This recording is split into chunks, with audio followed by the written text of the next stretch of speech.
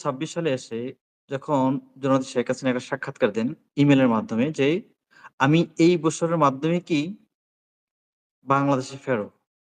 এখন ভারত কিন্তু এখনো বলছে না যে, "আপনি দেশে চলে যান।" কথাটা বোঝেন। এটা একান্তই আমাদের জননেত্রী শেখ হাসিনার মানে সিদ্ধান্ত, উনি দেশে আসবেন। দেশে উনি এই ধরনের কোনো অপরাধ করেননি যেখানে তাকে ফাঁসিতে ঝুলতে হবে। এটাই বাস্তবতা।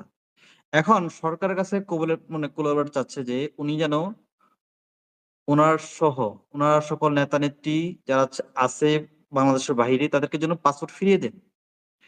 আগে উনার ডিপ্লোমেসি পাসপোর্ট ছিল, লাল পাসপোর্ট ছিল। লাল পাসপোর্ট তো দেওয়া সম্ভব না। যাতে উনাকে ট্রাভেল পাস বা ট্রাভেল ডকুমেন্ট দেওয়া হয়। তো যদি ট্রাভেল ডকুমেন্ট সরকার দিতে বাধ্য না হয়, নাও দেয়, তবুও শেখ হাসিনা সহ তার নেতা-নেত্রী যতগুলো নেতা-নেত্রী বাহিরে আছে অন্তত সবাই বাংলাদেশে আসবে। এখন বাংলাদেশে আসার পরে নাহিদুল ইসলাম এবং আসিফ মাহমুদ বা আসিফ স্যার তারা কি করবে? তারা কি বাংলাদেশে থাকবে না উনার মানে ফাঁসি দিবে? আসলে কি এই মানে এই যে একটা ডিসাইড করা, এটা আমি মনে করি বাংলাদেশের জন্য অত্যন্ত টাফ। কেন টাফ? উনি ১ বার ২ বারের প্রধানমন্ত্রী না। ৫ বারের প্রধানমন্ত্রী।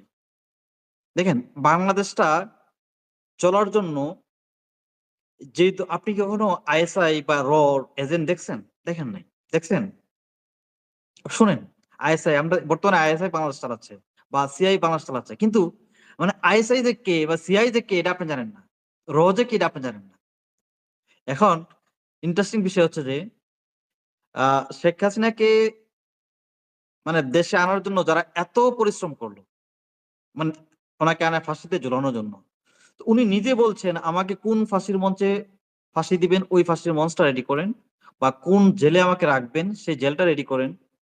বা আমাকে কিভাবে হ্যাঁ, আমাকে যেভাবে মানে বাংলাদেশ থেকে দিল্লিতে আনা হয়েছিল সেই বিমানটা, রাষ্ট্রীয়ত্ব যে বিমানটা, যে সশস্ত্র বাহিনীর হাতে যে বিমান রয়েছে সেই বিমানটা পাঠান। আর যদি সেই বিমানটা নাও পাঠান, তবু কিন্তু আমি নিজে টিকেট কেটে বাংলাদেশে আসব। এখন দিল্লি থেকে শেখ হাসিনাকে বাংলাদেশে আসার জন্য যদি বাংলাদেশ সরকার ট্রাভেল ডকুমেন্ট নাও দেয়, আমার মনে হয় না দিল্লির এয়ারপোর্টে শেখ হাসিনাকে ট্রাভেল ডকুমেন্টের জন্য শেখ হাসিনা আটকাবে।